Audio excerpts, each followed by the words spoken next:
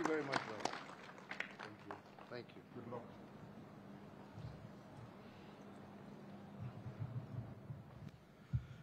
Asante sana. Fellow Kenyans, today I'm delighted to return to these grounds of Uhuru Gardens to commemorate the 59th Madaraka Day, and indeed overjoyed because after 58 years of self-rule, this is the first time we are celebrating Madaraka Day at these hallowed grounds. Madaraka Day is significant in our history because it is on this day in June 1963 that our founding fathers of our nation replaced the outgoing colonial government and formed the first indigenous government of Kenya. And with this act, we achieved self-rule, or Madaraka, with Mzee Jomo Kenyatta as our first Prime Minister. However, self-rule was not the same thing as independence. With Madaraka, we had merely surmounted the first hurdle in our liberation struggle. It was 6 months after the first Madaraka Day that we secured our full independence on the 12th of December 1963.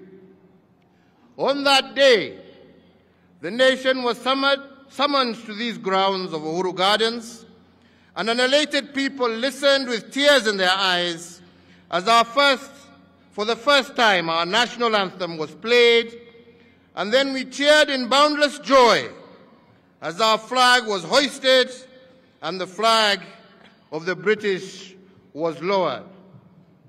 This act of raising our national flag was not just an exercise in symbolism or a sheer sentimental exploit.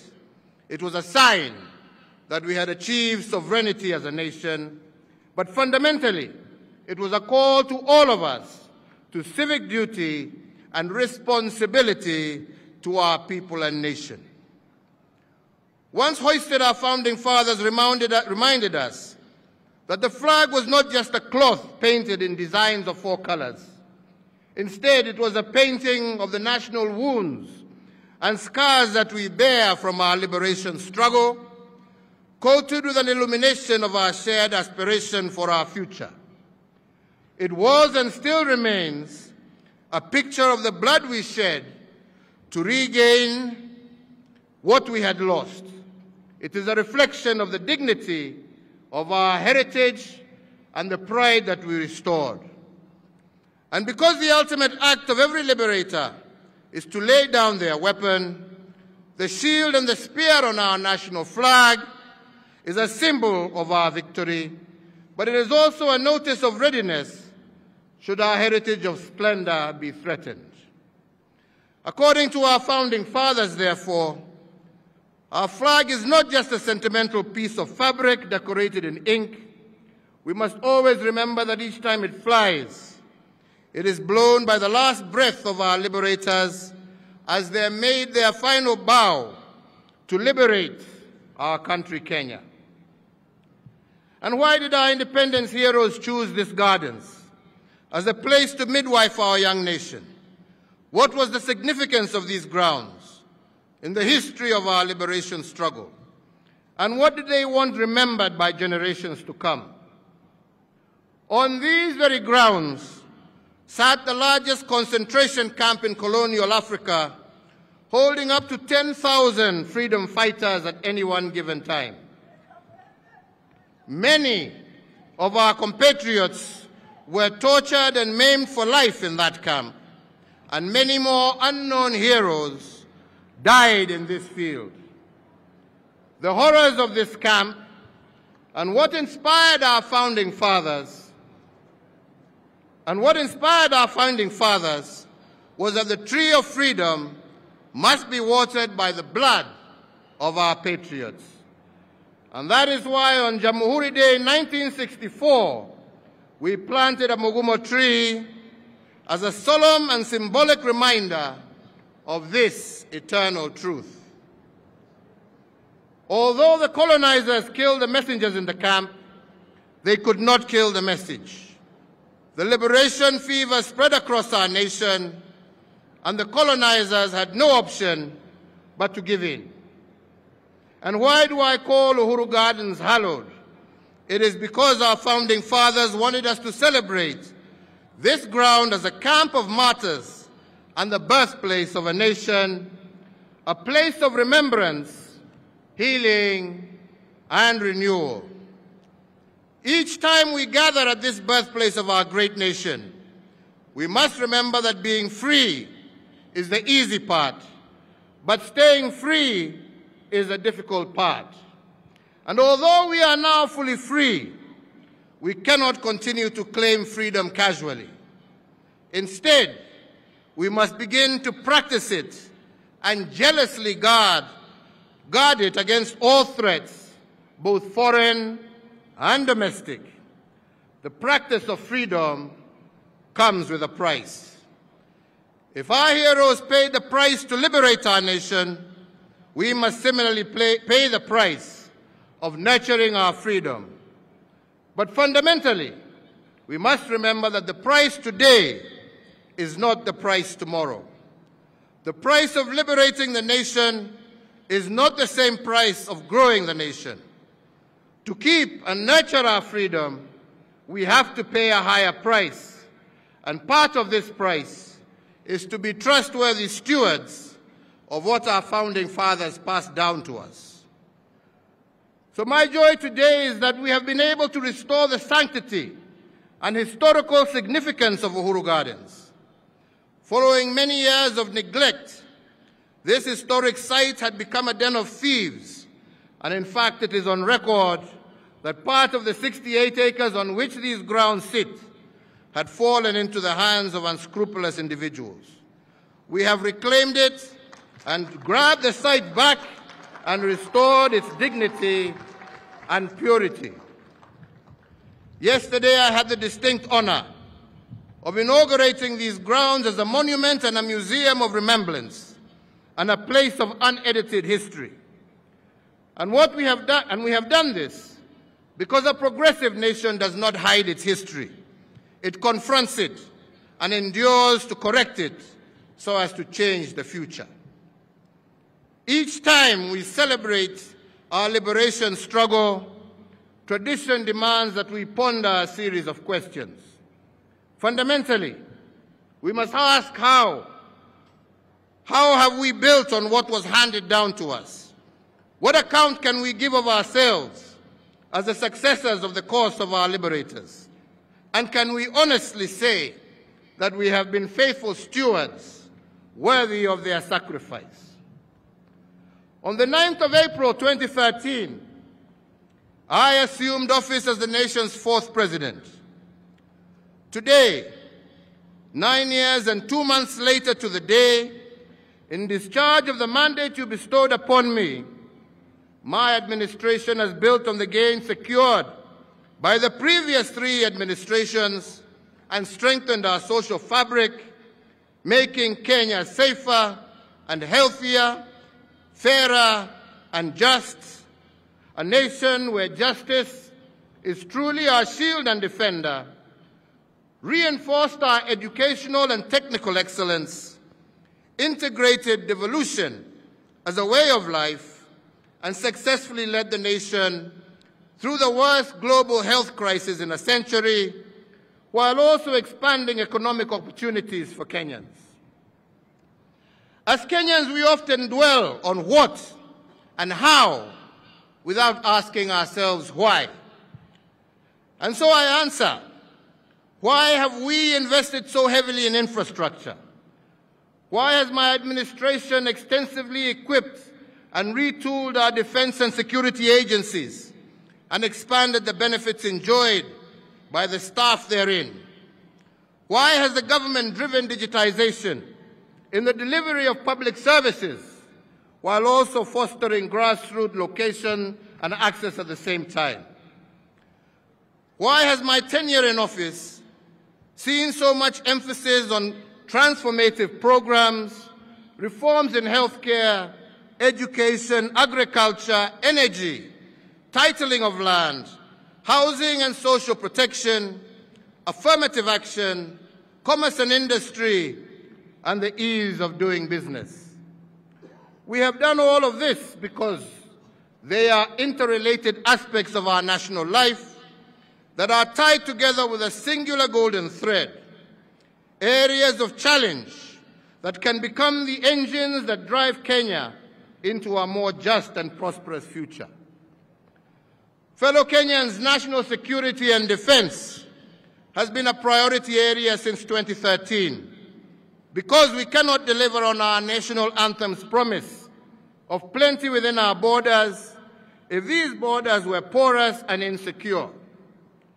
I therefore made security a top priority because I know that without a secure environment, no life can flourish and no enterprise can thrive. With the mandate that was given to me, we silenced the wave of terror attacks that had a stranglehold on our nation. And we achieved this by retooling our security organs and making them more capable to address the dynamic contemporary security challenges that Kenya faces. To all our security officers, because of your commitment to defend our nation and to squarely face new dangers, every citizen is able to participate in the social economic development of our nation. You have kept us free, you have preserved our way of life, and allowed us to enjoy the present as well as protect tomorrow, and we thank you for that service. In realizing equitable development through devolution, it was my distinct honor to be the president who received, fostered, and gave impetus to the devolved system of governance. Today, the results of our proactive and enthusiastic support are markedly visible from Makueni to Mandera, from Busia to Bungoma, from Mombasa to Meru, from Lamu to Laikipia, and from Turkana to Tharaka Nithi. We, with the mandate that you gave, have institutionalized devolution and forever changed the face of Kenya, buoyed by the 2.4 trillion Kenya shillings that we have transferred from the national government to the counties from 2013 to date. On the regional front, Kenya led the push to admit the Democratic Republic of Congo into the East African community. With this singular move, the East African Common Market grew by 90 million people, yielding a now expanded market of 300 million citizens and a consequent enhanced opportunities for our Kenyan enterprises.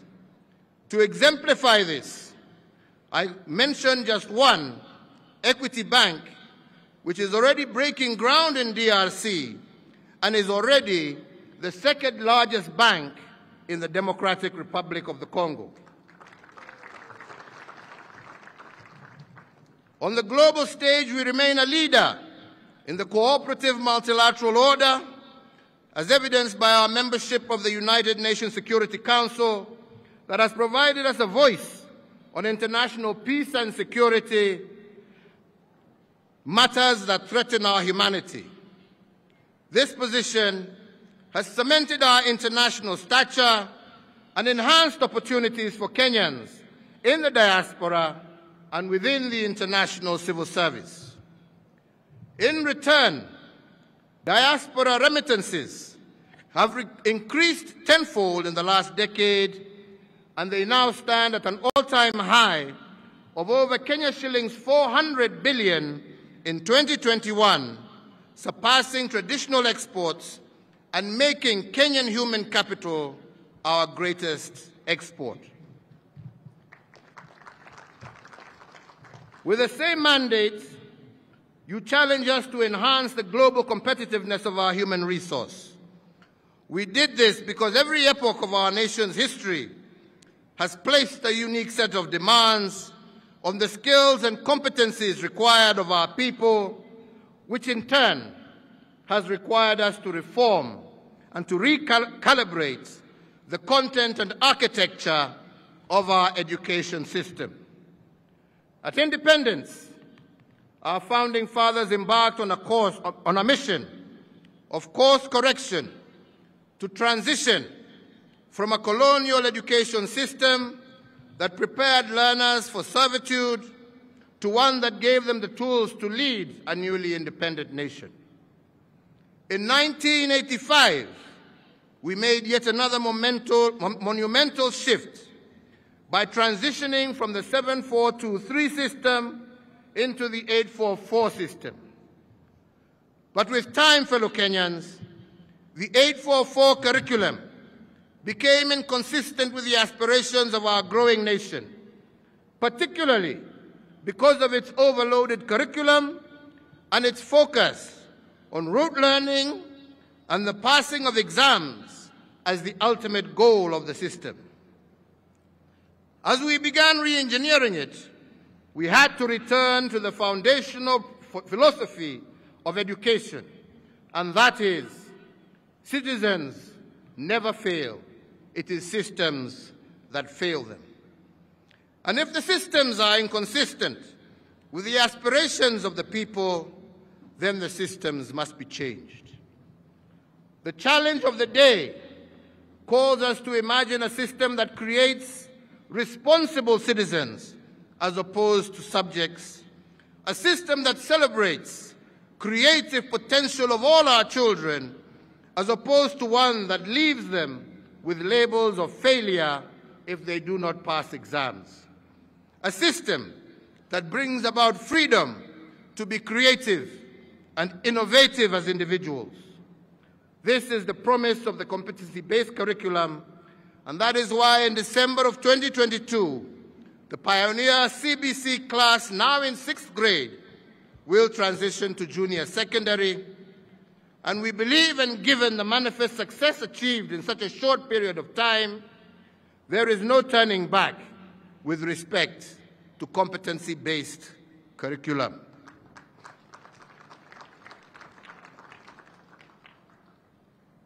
With the same mandate, we have also secured a 100% transition from primary to secondary education, ensuring that no Kenyan child is left behind. We have also achieved Africa's first one-to-one child-to-book ratio and restored the integrity of our national exams. In regard to higher education, we live in a time when knowledge is placing other resources as the main driver of economic growth, and thus education has increasingly become the foundation of a greater individual prosperity. Our universities continue to incubate innovations and to prepare the next generation of leaders who are technically proficient and knowledgeable. Talents continue to be nurtured, and a workforce that is globally competitive is, with each passing year, transitioning from our institutions of higher learning into prominent positions locally and abroad. To ensure that even those that are not admitted to universities get an equal chance, we have transformed our technical and vocational education training. Where they stood only 52 institutions in 2013, today Kenya is home of 238 institutes, representing a 435% growth. With this transformation, every Kenyan child has a chance to make it. So, fellow Kenyans, in our effort to foster inclusivity, as well as gender parity, the one thing that I am truly proud of is how we have built women leadership and expanded their fields of participation in governance. For a long time, women affairs were relegated to the Department of Social Services, where they were grouped with children. In fact, the first woman to be appointed as a permanent secretary happened 24 years after independence. Margaret Githinji was appointed the permanent secretary for Commerce and Industry on Madaraka Day of 1987, and thereafter, the first woman to become a cabinet minister, the Honorable Nyiva Mwendwa, occurred 32 years after independence in 1995. Today, and thanks to the 2010 Constitution and my commitment to equality and inclusivity, I have had the pleasure of working with 11 women in my cabinet at different times and in different capacities. All of them have occupied high-profile portfolios, and in fact, all the cabinet secretaries for foreign affairs for the last 9 years of my term have been women, and we have seen how they have placed our country globally. Of equal note is that my administration has also fast-tracked the promotion of women in leadership in our security sector. I appointed Fatuma Ahmed as the first woman Major General of our Defense Forces in 2018. Similarly, the first holder of the constitutional office of Auditor General of our Republic was appointed under my administration, Mrs. Nancy Gadongo, and she was appointed in 2021 and continues to serve the Republic in that capacity. And of course, we have our three arms of government, one of which is now headed by a woman. After 58 years of our independence, in May of 2021, I had the profound honor of being the first President of the Republic to commence an address with a salutation, Madam Chief Justice, when the Honorable Lady Justice Martha Koome assumed office as the first woman Chief Justice. We are also proud of the fact that Kenya's judiciary boasts a female Deputy Chief Justice, a female Chief Registrar, and many female principal judges and presiding judges across our superior courts. Going further, in August of this year, if it is the wish of the Kenyan electorate, we have a chance of electing a woman and shattering the glass ceiling by assuming the second highest office in the Republic of Kenya. So, ladies and gentlemen, if our women were part of the liberation struggle, advancing their cause intentionally is a duty that belongs to all of us. We owe it to them, we owe it to ourselves, and we owe it to our country. And I am indeed proud to have been part of this push for women leadership in our republic.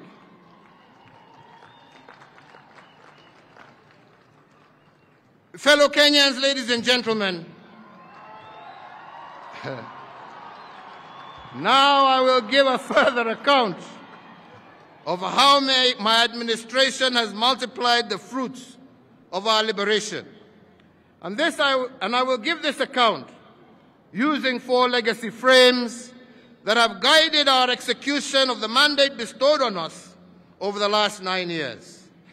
These are what I have been calling the big push investments, economic acceleration, restoration of dignity, as well as political stabilization. I begin with the first legacy frame of the big push investments, and I want to start this frame because the question many have begged is why the heavy investments in infrastructure? I have been asked severally why we have built the dams, expanded ports, built new ones, increased our road network, revived dead railways as we have built new ones. And our logic here has been very simple. It has nothing to do with what, we have built, but everything to do with why we did it. The naysayers have said that we should not invest so heavily in infrastructure because people do not eat roads, they do not eat bridges. I have refused their pessimism because I know what a new road means to a farmer who has for decades been unable to get their produce quickly to the market. I refuse to delay the dream of world-class ports and fishing support infrastructure because we wanted our fishermen in our oceans and lakes to be able to gain more from their sweat of their brow. I looked at a nation whose potential was being limited by road connectivity and vowed to open up Kenya to ourselves and also to the world. The result has been that once sleepy villages and towns across our country have roared to life and become vibrant centers for economic and social activity. The result was the appreciation in the value and utility of land in many rural and peri-urban areas, instantly elevating many thousands of homes out of poverty. Similarly, fellow Kenyans, we have learned, and that is why we say we must learn from our history, is that when the British built the Kenya-Uganda Railway, some people called it the railway to nowhere, passing through a swamp called Nairobi. But to the colonizers, the railway was not the end game. What the railway was meant to achieve was the end game. Years later, what started off being called the Lunatic Express by cynics converted a swamp called Nairobi into a megacity that is today one of the top 5 cities on the African continent. It opened up an entire hinterland, running from Mombasa on the Indian Ocean to Banana on the Atlantic Ocean in the Democratic Republic of Congo. The railway had transformed the East African landscape, opening up new frontiers of trade, commerce, and urbanization. This demonstrates that infrastructure has a way of turning swamps into cities, dead spaces into high-value property, village shopping centers into huge city malls. Without infrastructure, there is no way of finding new possibilities. And that is why we made it one of our big push investments. When my administration took over the helm of leadership, we knew we had only a maximum of 2 terms to accomplish a very ambitious agenda. And the challenge was that the bar set by my predecessor, the late President Mwai Kibaki, was a high one. To face this challenge, we had to first embrace what previous administrations had done and accelerate their achievements. That was part of the big push. Today, I am proud to record that if the 3rd Kenyan administration built 2,000 kilometers of tarmac road, we accelerated this achievement by building over 11,000 kilometers, which is close to 6 times what they built. In fact, truth be said, we have built more roads in 9 years than what all previous administrations combined, including the British, built in 123 years. Wapende wasipende, hiyo ndio ukweli wa mambo.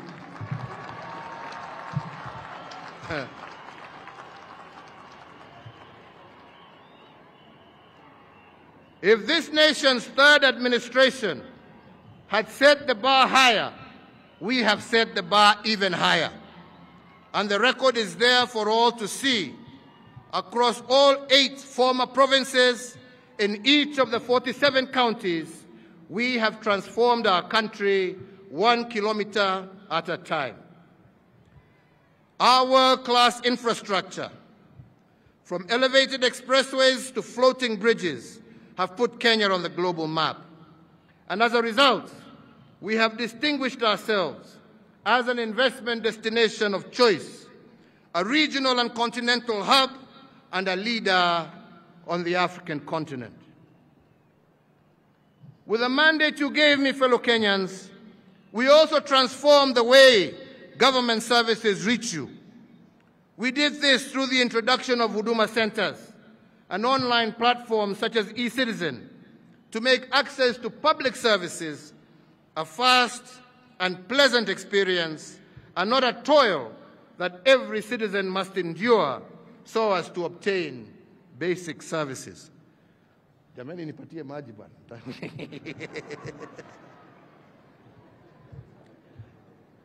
In 2012, who would have believed that passport applications, birth certificates, marriages and business registration, driver's licenses, and so many others could be done online from anywhere in the world?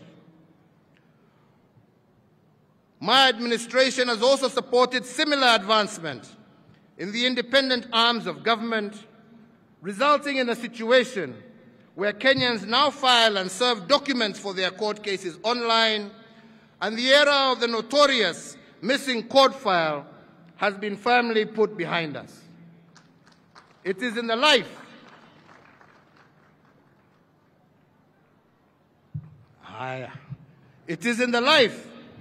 of this administration that a business can be registered online and a certificate issued on the same day, together with the KRA PIN and other statutory registrations. We did it because we know that it is our duty to facilitate your enjoyment of your social economic rights without unnecessary and cumbersome barriers. In the past, all land matters in Kenya were handled using a manual registry, and this made the Ministry of Lands a total den of corruption. In fact, part of the Wilson Airport runway to my left here had a title deed registered in the name of a private individual. But as part of the reforms in the land registry, the process of stamping out fake title deeds and reversing this fraud has been accelerated. It took previously a minimum of 6 months to do a single land transaction. This has now been reduced to 48 hours using a system called Advisasa, and similarly, instead of taking 1 to 3 months to do a land search, this system will give you a land search result in 3 to 5 minutes. Thanks to the brigadier. Huyo mama mumeona hapa, msicheze na yeye, amefanya kazi mingi sana. Wale ambao hawapigi kelele ndio wanabadilisha Kenya.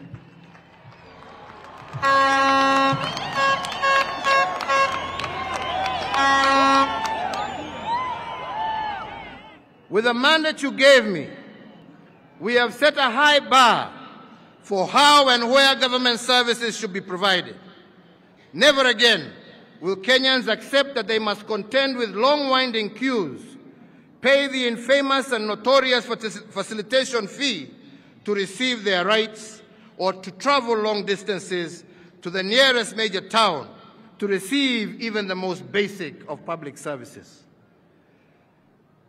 As the administration that assumed office on the signature pledge of being a digital government, the revolution that is the delivery of services online, coupled with the concept of Huduma Centers, which we implemented, have changed the way Kenyans do business.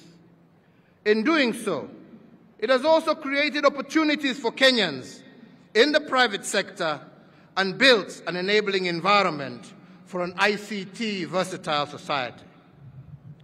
It is in the tenor of this administration that we successfully transitioned from analog to digital television and radio, resulting in the country being home to 130 TV stations, up from 14 in 2013. 204 radio stations, up from 130 in 2013. These impressive figures do not lie. And this does not factor the massive expansion of the digital space that has seen many hundreds of thousands of Kenyans successfully monetize various digital communication avenues. Ndio unaona wengine wananitukana kila siku. Ni sawa tu, waendelee.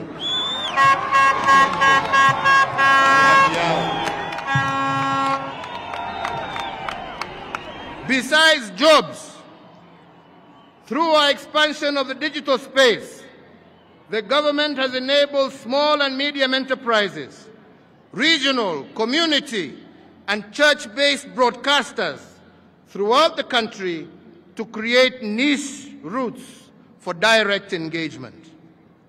The dividends of the investments in our undersea cable are also manifest.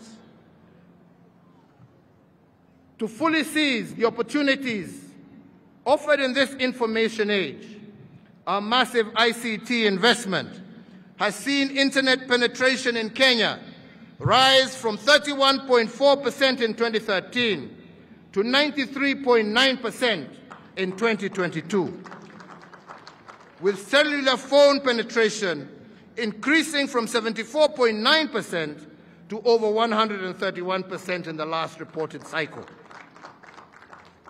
Indeed, fellow Kenyans, over the same period of time, money transfers have increased from 1.9 trillion shillings a year to 6.8 trillion shillings every year. Further, online jobs, not just here in Kenya, but globally, have secured close to 1 million jobs for Kenyans, while innovators continue to make waves globally from their very locations here in Kenya. So, fellows Kenyans, as we prepare to hand over the baton to the fifth administration, there are three critical areas that I believe a new administration should focus on, but mine are just suggestions. Me naenda. Firstly, you cannot do the big push investments in dams, roads, and rail in an environment of corruption. I say so because we cannot lie, the devil of corruption is still alive and well here in Kenya. For the next administration to multiply our dividend and continue raising the bar, it must work from the inside out. It must not backslide on the corruption agenda. When corruption festers in government, you cannot fight it from the court of public opinion. You must fight it from the inside out. And that is why leaders elected must have the credentials and the will to continue this cleanup. Secondly, you cannot implement big push investments in an environment of political strife and hypocrisy. Many have doubted whether my government has achieved in the second term. But let me tell you, we have. And the record must reflect that this is true of all sectors. To name but one, during our first term, we built slightly over 3,000 kilometers of tarmac road. But the second term, we have completed close to 8,000 kilometers and over 6,600 kilometers of tarmac road are currently ongoing. And all of this, I strongly believe, has happened because of the political stability that we achieved because of the handshake.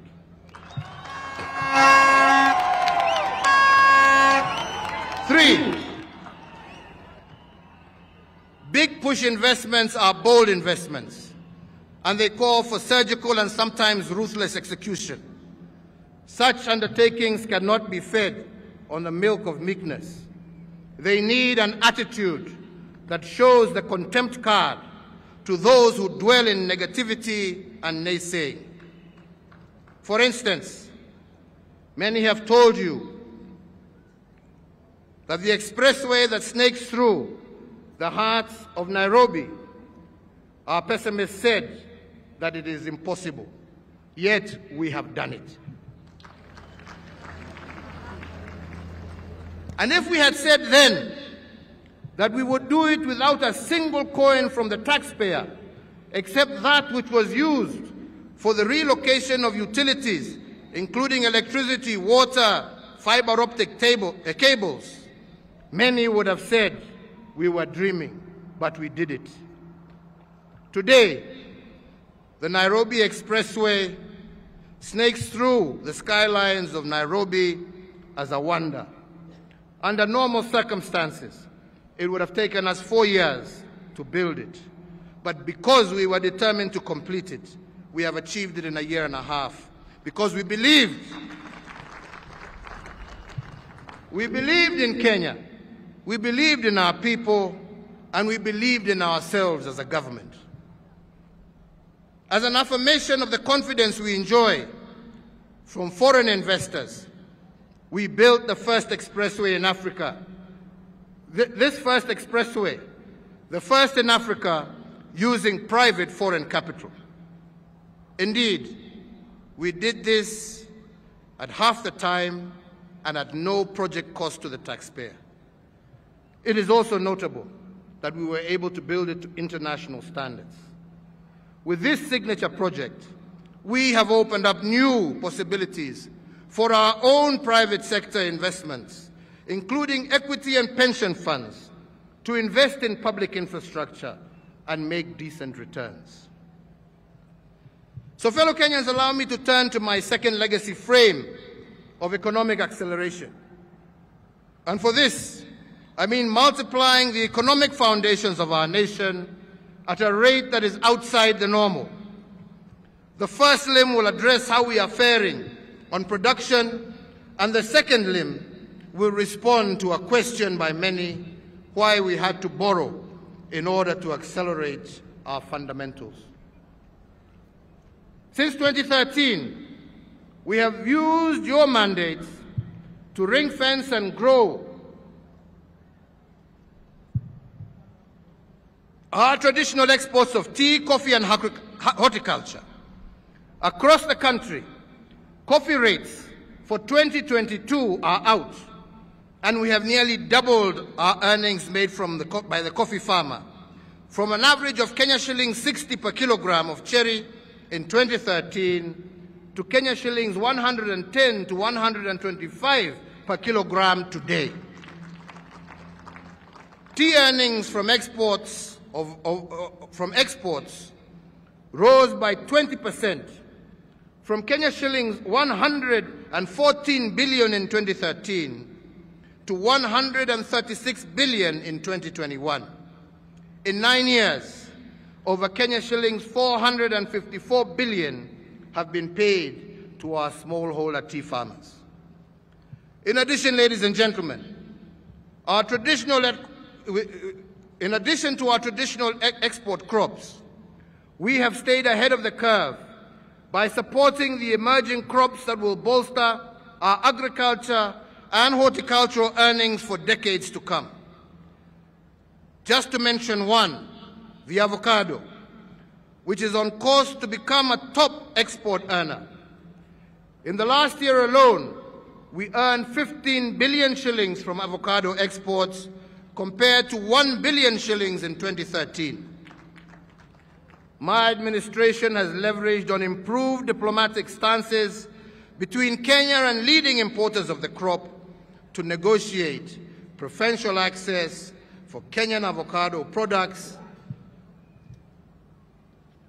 Another plank of this strategy was for employment creation is anchored on the Buy Kenya, Build Kenya policy. With this singular intervention, the supply of uniforms for our security organs, including footwear, have transformed our textile and leather industries and unleashed thousands of new jobs for our young people, in addition to the immeasurable pride in having the magical tag of Made in Kenya affixed to these items. To encourage leading motor vehicle brands to set up shop in Kenya and to restore our existing assembly lines, the procurement framework for motor vehicles by government and other security organs. We enhanced preference to locally assembled vehicles. With this policy shift alone, a moribund industry of vehicle assembly that was once moribund and dead is once again alive. With the mandate that you gave us, the voice of women, youth, and persons with disabilities that was once muted is now at the center of a growing Kenyan enterprise. Through AGPO, a staggering 169.6 billion has been pushed through these historically marginalized groups. So, fellow Kenyans, to address my second limb, why borrow? We must also first look at how other nations have prospered. It took England 200 years to industrialize, the United States of America 160 years, Japan 110 years, but China took only 35 years. And the four Asian tigers of Hong Kong, Taiwan, Singapore, and South Korea took 25 years to industrialize. And that is why their accelerated growth was called the Asian miracle. The secret to these miracles, ladies and gentlemen, was acceleration. They contracted their development timelines by implementing aggressive interventions and through policy choices that added their acceleration. In just one generation, they were at par with the Western world.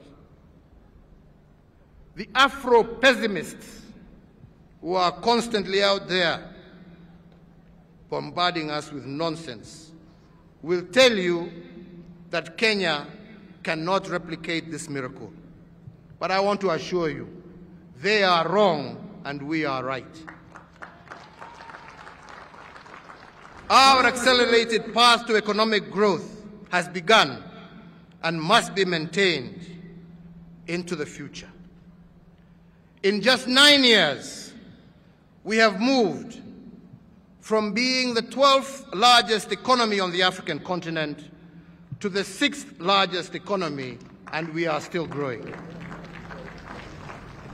In the same time, we have tripled the wealth of our nation from a GDP of 4.5 trillion in 2013 to close to 13 trillion today. As a mark of this remarkable growth, our tax revenues have doubled from Kenya shillings 800 billion in the financial year 2012-2013 to Kenya shillings 1.6 trillion as at April 2022. With the mandate you gave us, ladies and gentlemen, we are on a course to achieve the record-shattering projection of Kenya shillings 2 trillion in collections by the end of the current financial year. Fellow Kenyans, we have grown our road network almost 6 times, our power generation 40 times, connected more homes to electricity than any other country on the African continent. And we have done this in just 9 years. I do believe that the next administration can multiply these efforts to unprecedented heights. But to keep this acceleration, that 5th administration must borrow 2 lessons. One is that it is not possible to maintain the speed of our achievements in a contaminated environment. And this allows me to go back to the corruption cleanup that I started talking about. When we took over in 2013, we had some state corporations that were rotten from the core. We had to drain this swamp from inside out. But we had to balance this cleanup exercise with accelerated performance. Some have accused me of militarizing our country. I have no such intention. Kenya is a democracy, and it shall always remain a democracy. But I did not hesitate and will not hesitate to use our discipline services to correct and to do that which others have failed to do.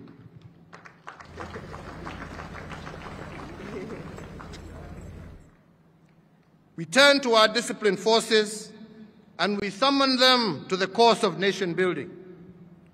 And the record must reflect that they have not disappointed us. When we gave them the Kenya Meat Commission to manage, they turned it into a profit-making enterprise within a year.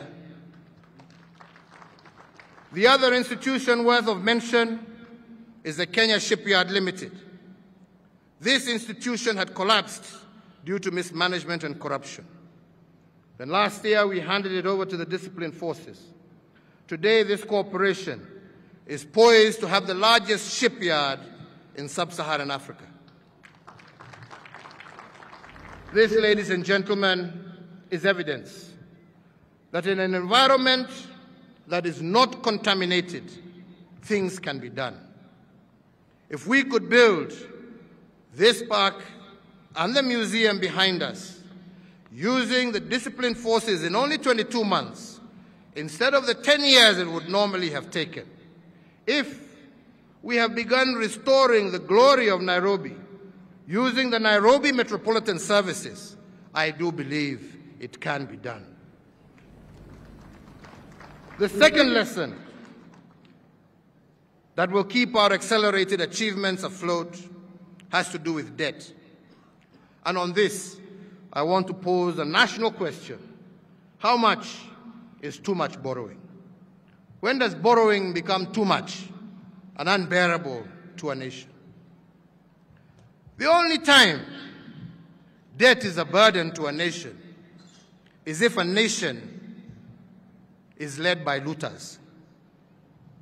But in the hands of a visionary administration, debt is a catalyst for rapid development. And I will give but one example. When South Korea achieved her economic miracle in a record 25 years, it also achieved the rank of being the fourth most indebted nation in the world. But the South Koreans did not call it debt. They called it using other people's money to advance their cause. What this means is that nations that have advanced have not necessarily used their own money, especially when they are not endowed with natural resources. They have borrowed from others to catch up and to become world economic leaders. And the national question, therefore, to us today is not whether debt is good or bad. The more legitimate question has to do with what the next administration will do with borrowed funds. Will they end up in the private pockets, or will they be used to accelerate economic advancement? On my part, I believe we have used other people's money to close our infrastructure gap, to connect our markets. For example, when a maize trader in Kitale previously would take 3 days from Kitale to the border with South Sudan, with what we have borrowed and the roads we have built, we have ensured that that man from Kitale can be at the border of South Sudan in just 5 hours, not 3 days. Similarly today, any trader can travel on a tarmac road to 4 out of 5 of our neighboring countries and do so in record time.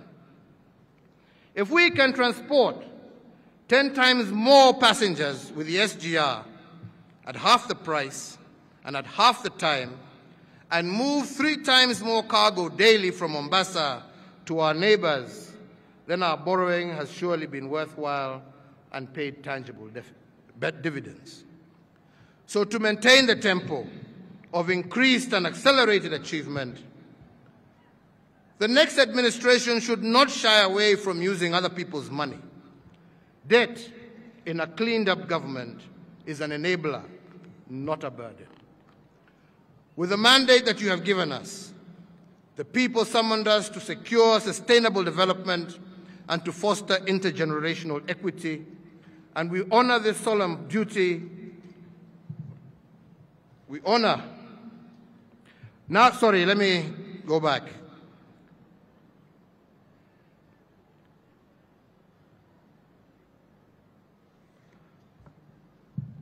So, fellow Kenyans, with the mandate that you've given us, we also move to secure sustainable development and to foster intergenerational equity. We honored this solemn duty by restoring our water towers, protecting our environment through pollution control. We have conserved wetlands and firmly established Kenya as a global leader in the area of sustainable development. Our conservation efforts have fortified our biodiversity, and as a result, we have recorded the lowest levels of poaching in our nation's history. On account of this robust ecosystem, we have registered the highest wildlife population for a majority of those species that were previously endangered. We did this so that every Kenyan can enjoy their right to a clean, healthy environment, and so that our heritage of splendor can be passed down from one generation to another unencumbered. We have planted 1.34 billion trees, moving our forest cover from 6.99% in 2013 to 8.83% in 2022, and our tree cover to 12.3%, well over the 10% envisioned in our Constitution, and 8 years ahead of the target date that was set of 2030. To halt the destruction of water towers, an elusive dream that has eluded every other administration, we contain the encroachment and legal extraction activities in the water tower resources of the Masai Mara Forest Complex. We have also banned the use of polythene bags and saved marine and terrestrial life. We have moved also with the beautification of our urban areas, especially here in Nairobi. And this initiative has led to the emergence of our nation as a leader in climate change action and established a thriving green economy. We have also moved in the water sector by building dams, including Thiba Dam, Yamo Dam in Samburu, and are on course to complete while starting others such as Thwake Dam, Mwache Dam at the coast, Karimeno Dam here in Kiambu, Sioi Murunye Road Dam in West Pokot, Bute Dam in Wajir, and Soin Koru Dam in Nyanza. In total, we are currently implementing some 685 water and sanitation projects. And if we conclude these, which we hope will be concluded by the end of this year, at least 80% of Kenyan households will have access to water and 40% to sanitation. Today, we have 13 million Kenyans connected to clean water. Our irrigation has doubled from 374,000 acres to 664 acres currently. From independence, we had only produced 5 million title deeds. Today, we have added an additional 6 million title deeds, bringing our national aggregate to 11 million.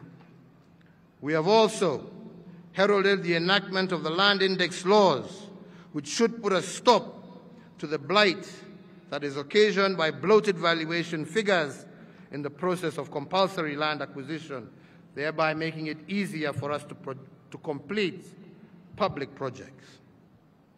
We have also moved towards the restoration of dignity and political stabilization. And as we look forward to the August 9th general elections, we must ask ourselves, what is the purpose of an election? Let me pose this question more pointedly by using two examples. When we choose the legacy framework of restoration of dignity, we want to reduce the burden of dignity to our people, and this is why we have targeted health. Universal health coverage, which is something that we are very keen and have been keen on, has seen a growth of more than 17.1 million Kenyans insured under NHIF compared to 4.4 million. These are the things that Kenyans want to see continue. We have constructed an additional 1,912 healthcare facilities in conjunction with county governments across all levels of healthcare. Today, we have a new level 6 hospital, the Kenyatta University Teaching and Referral Hospital, that supports all these other ones. In the same period, we have increased our ICU capacity from 108 to 651 ICU-ready beds. Similarly, our hospital bed capacity has gone up from 56,000 to 82,000. In Nairobi alone, we have built 29 new hospitals in our informal settlements, which has changed the way healthcare is administered in our informal settlements. And we have opened a new level 5 hospital in Korogosho, one of those informal settlements. And although we have increased affordable access to healthcare, we have not yet done all we can, and there is still more to be done.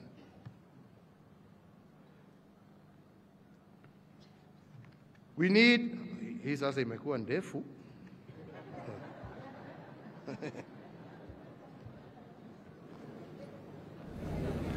So ladies and gentlemen, let me try and conclude. While we have had the longest and most consequential period of transformation in our nation's history, it does not mean that the work of nation building is complete or that we are free from want as a country.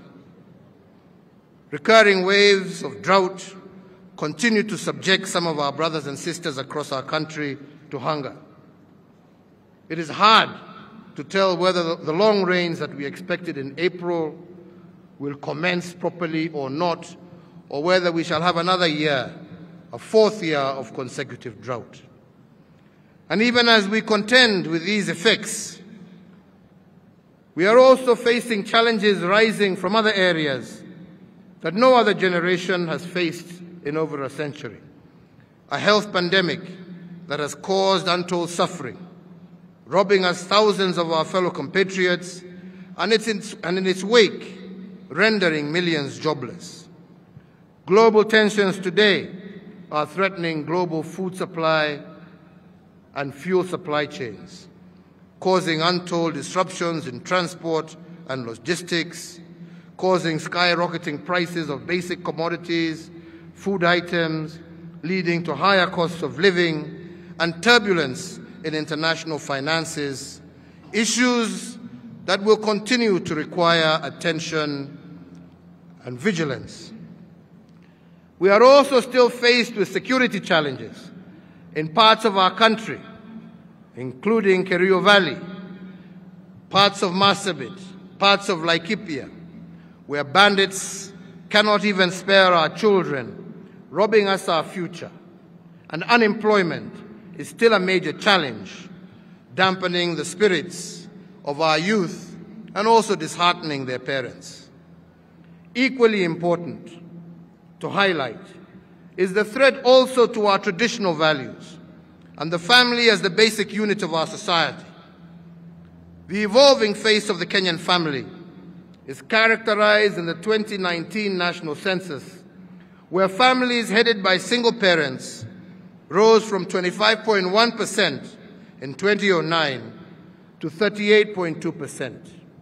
If unchecked, this trend shall destroy the fundamental character of Kenya and reap untold harm onto our most vulnerable and precious members, our children.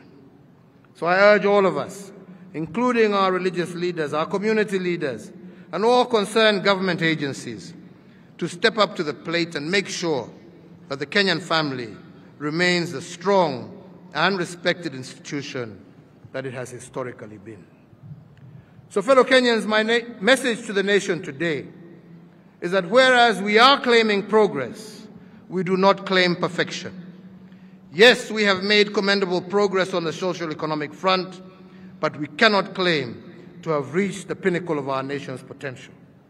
There is much more to be done to move our nation to the next level of development. The fourth administration that I have had the privilege to lead, together with my colleagues, has laid the foundation upon which the 5th, the 6th, and the 7th, and all future administrations can build. However, to achieve the shared aspirations of our people, successive administrations are called upon to foster national unity, and this is the single greatest enabler for sustainable development and shared prosperity for all.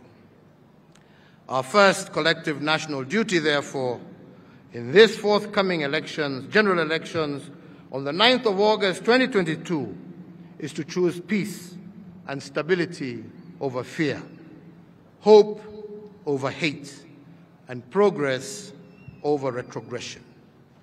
On this solemn occasion, we also reflect on the plight of our brothers and sisters who have run into headwinds with the law and are currently serving custodial sentences in our correctional facilities.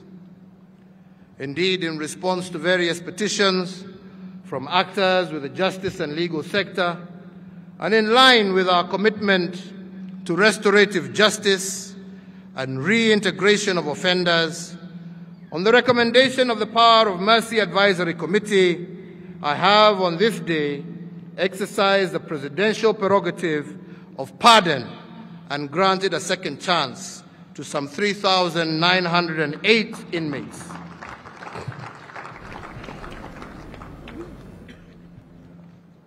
To those that have been pardoned, mine to you is that you should now be change makers in our society and restore faith and confidence in our criminal justice system.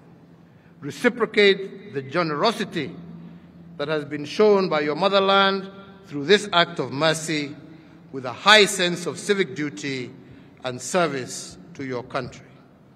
Fellow Kenyans, ladies and gentlemen, kwa hayo mengi, with the eternal flame that we lit yesterday on the eve of Madaraka Day, and the first Madaraka Day held on these grounds, let us all commit ourselves to fanning the flames of freedom, democracy, prosperity, unity, integrity, and most importantly, peace, and our combined, collective, unceasing commitment to Project Kenya.